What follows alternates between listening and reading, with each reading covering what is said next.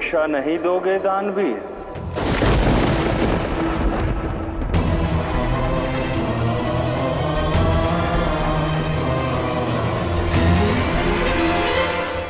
कहिए अंगराज, इस भिक्षुक की इच्छा पूर्ण नहीं करेंगे? आपको इतना संदेह क्यों? संदेह श्रम पर है। कहीं मैं ऐसा दान तो नहीं मांगने वाला जो अंगराज दे ही ना सके। ये धरती डोल सकती है, गंगा उनकी धारा उल्टी बहा सकती है, सूर्य और चंद्र निस्तेज हो सकते हैं, परंतु कर्ण का वचन नहीं टूट सकता। जो भी मांगने आए हैं मांगिए। क्या चाहिए आपको? गौधान, भूमि, स्वर्ण, अन्न? धन धान्य से मेरा कुछ नहीं होगा। मुझे तो आपका कवच और कुंडल चाहिए।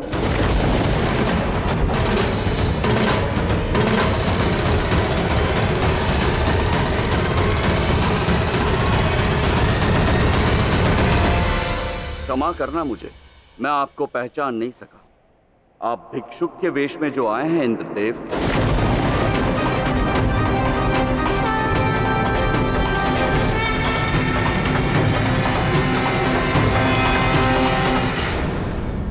अपने पुत्र अर्जुन के प्राण बचाने के लिए इतने ओछे कर्म पर उतर आए हैं आप? इंद्रदेव, इससे अच्छा तो मेरे प्राण ही मांग लेते, पर मैं अपने वचन पर अटल हूं। आपको क्या लगता है कि इस कवच और कुंडल से मैं ये युद्ध जीतूंगा? मेरे विजय धनुष और मेरी भुजाओं में ही है मेरा बल। इन्हीं से करूंगा मैं अर्जुन का अंत। एकलव्य ने अंगूठा दिया था, मैं अपना कवच और कुंडल देता, कवच और कुंडल देता, कवच और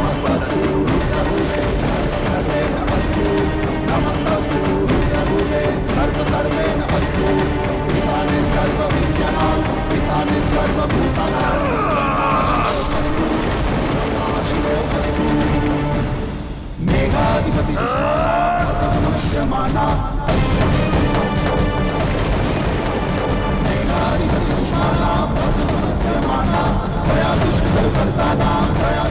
ओम सूर्याय नमः।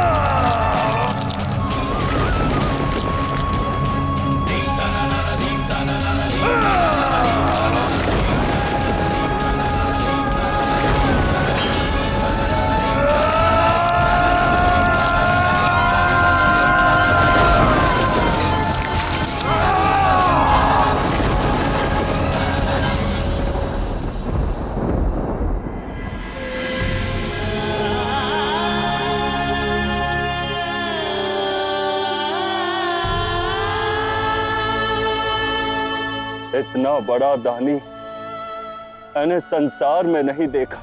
तुम धन्य हो कर्ण। ये पाप हुआ है, बहुत बड़ी भूल हुई है मुझसे। क्षमा तो मांग नहीं सकता, किंतु तुम्हारे घाव अवश्य ठीक कर सकता हूं पुत्र।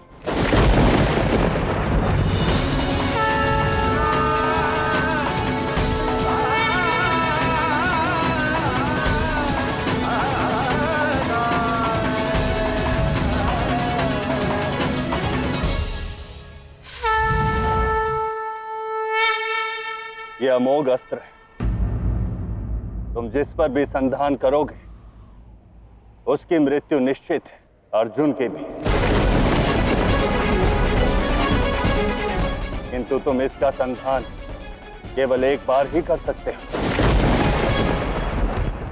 अर्जुन के वध के लिए मुझे इसकी आवश्यकता नहीं है देवराज।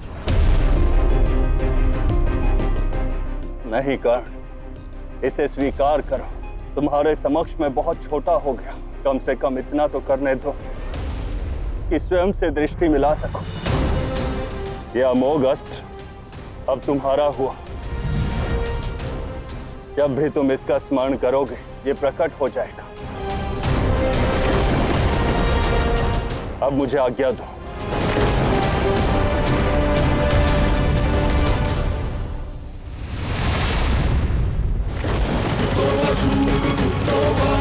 तो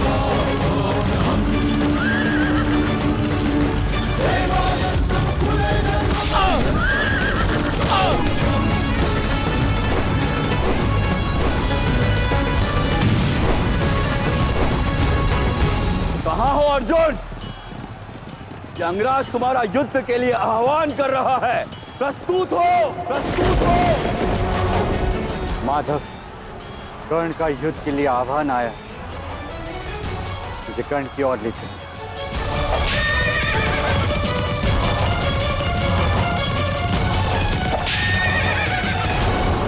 ये क्या कर रहे हैं आप माधव? मुझे कर्ण की ओर क्यों नहीं ले जा रहे? ये महायुद्ध कर्ण अर्जुन युद्ध नहीं है पार्थ, ये धर्म युद्ध है। कर्ण अर्जुन के संग्राम का समय भी आएगा।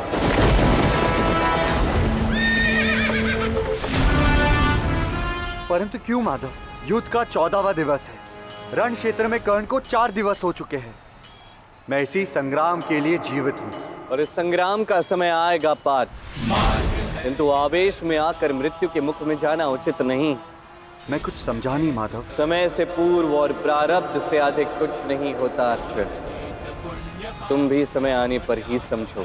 अभी के लिए केवल इतना स्मरण रखना कि तुम इस क्षण कर्ण से द्वंद्व नहीं करोगे। तो माधव, इस समय कर्ण से द्वंद्व कौन करेगा? वही जिसे आज के इस युद्ध में इतिहास बनना है। घटोत्कच।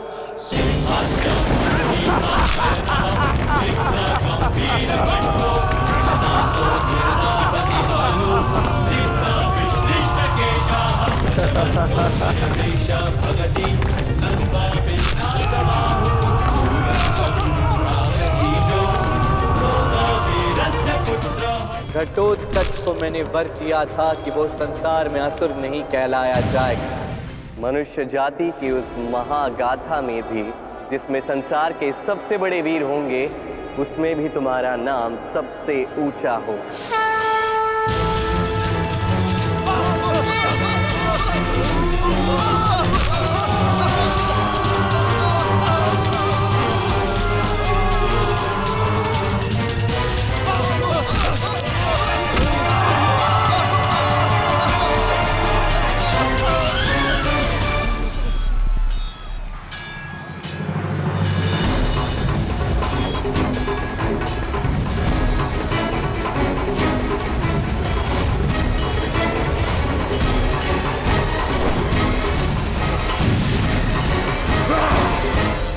अब इससे महान इतिहास क्या होगा? एक असुरी पुत्र ने सूर्य पुत्र को चुनौती दी, वो भी धर्म के लिए।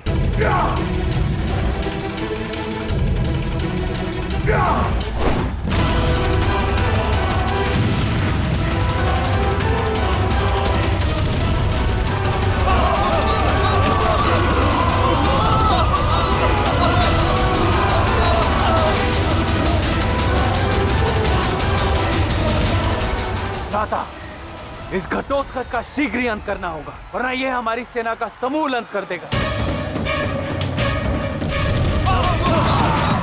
सारथी, रथ कर्ण के रथ के समीप लेके चलो।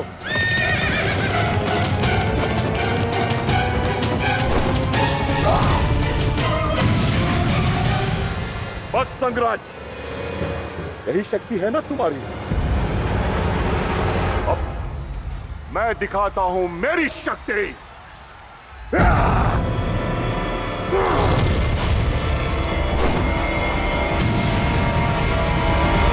आश्चर्य हो रहा है मुझे अंगराज कर्ण, तुम जैसा महायोद्धा एक असुर के सामने विवश है। अंत कर दो इस असुर का, अन्यथा आज ही ये इस युद्ध को इतिहास बना देगा। मैं प्रयास कर रहा हूं मित्र, थोड़ा समय लगेगा। समय ही तो नहीं है हमारे पास मित्र।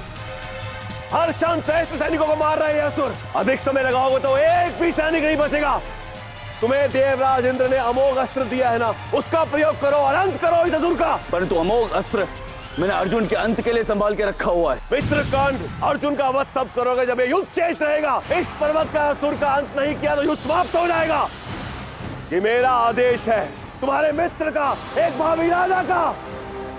अंत करो इस असुर का इसी क्षण। जो आज्ञा भावी महाराज।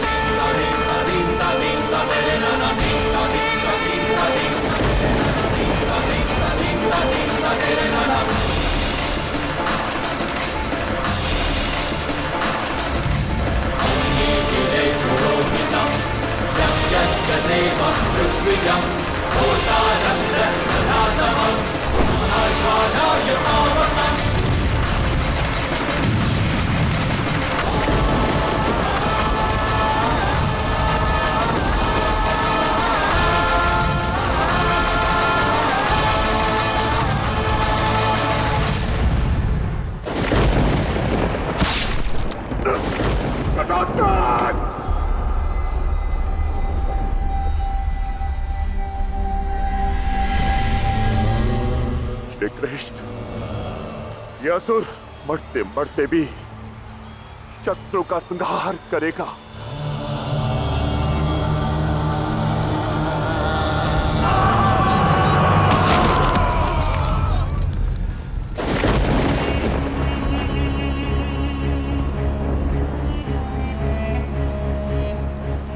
माधव, यदि वो अमोघ शस्त्र मुझ पर चलता तो मैं मृत्यु को प्राप्त हो जाता, परंतु मेरे प्राण बचाने के लिए घटोत्कच का बलिदान।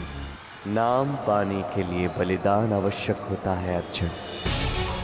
तुम तो आज जीवित रहेंगे, किंतु घटोत्कच सदा सदा के लिए अमर हो चुका है।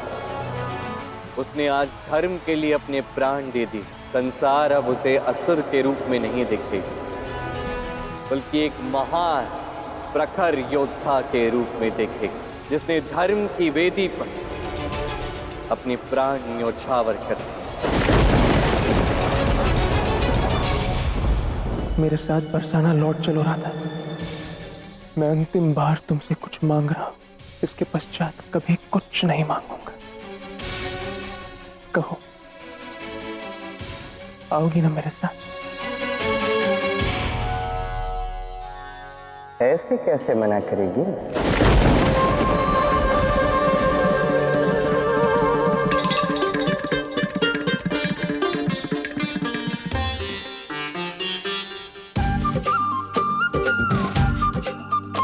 वैसे ऐसे रात्रि में यहाँ से छुप कर जाने का कारण क्या है? कहीं ऐसा तो नहीं कि आपके मन में ऐसा कोई विचार है कि आप मेरा शुल्क ना दिए बिना यहाँ से, ऐसा कुछ है तो नहीं? रण छोड़,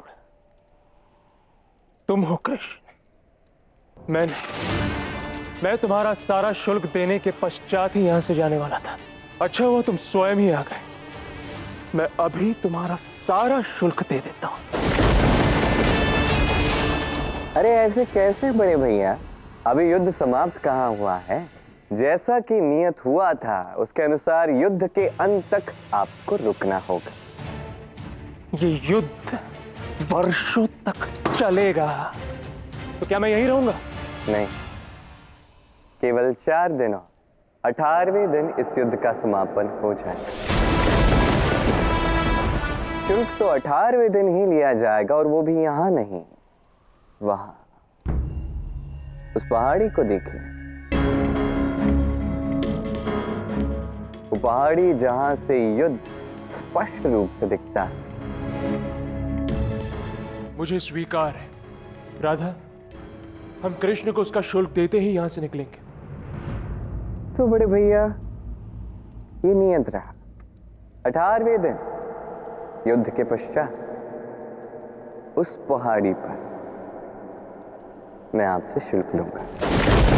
कृष्ण की लीला है, कृष्ण की महिमा है।